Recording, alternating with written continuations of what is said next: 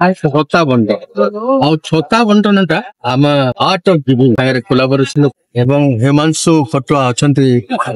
ସେ ଇନିସିଏଟିଭ ନେଇକରି ତେଣୁ ଯଦିଓ ସେ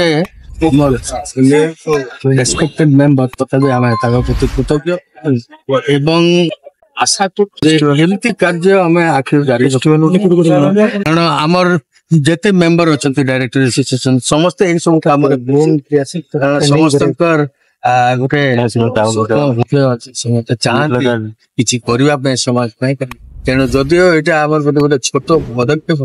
ତେବେ ଆମେ ସମସ୍ତେ ଖୁସି ଏବଂ ଯଦି ପ୍ରଭୁ ଜଗନ୍ନାଥ କରନ୍ତୁ ତାହେଲେ ଆଗକୁ ଆମେ ଏମିତି ବହୁତ କାମ ଲୋକ କହୁଛନ୍ତି ଓଡିଆ ଫିଲ୍ମ ଭଲ ଆସୁନି ଛତା ଜୋତା ବାଣ୍ଟିଲେ କଣ ଫିଲ୍ମ ଲୋକ ଦେଖିବା ପାଇଁ ଆସିବେ ବୋଲି ଆଶା ଅଛି ଶୁଣ